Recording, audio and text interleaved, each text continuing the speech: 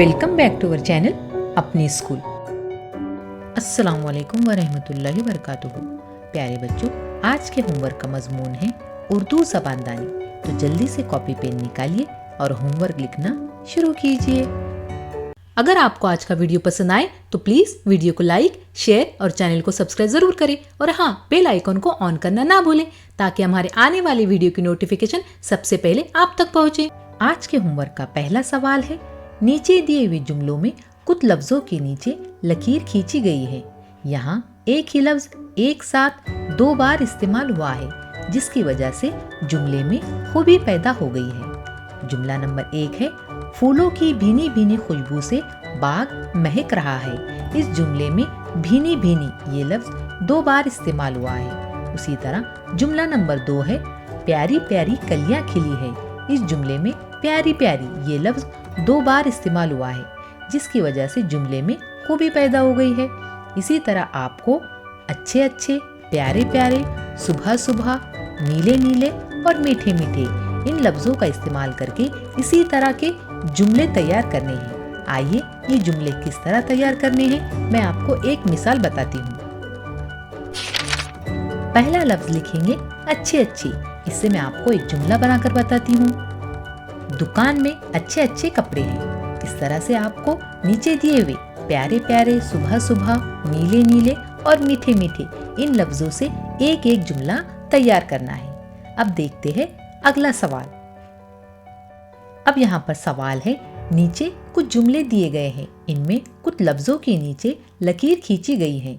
लकीर खींचे गए लफ्जों की जगह ऐसे लफ्ज लिखो जो वही मानी दे।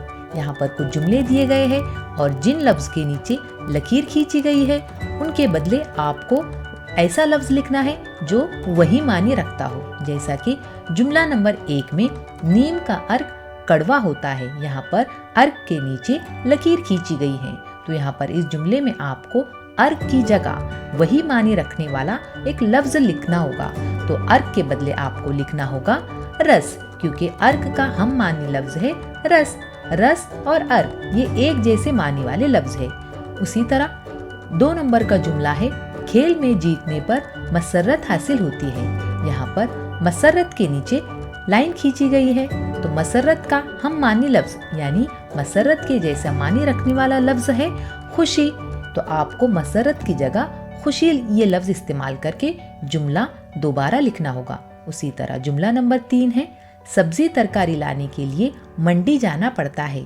यहाँ पर मंडी के नीचे लकीर खींची गई है।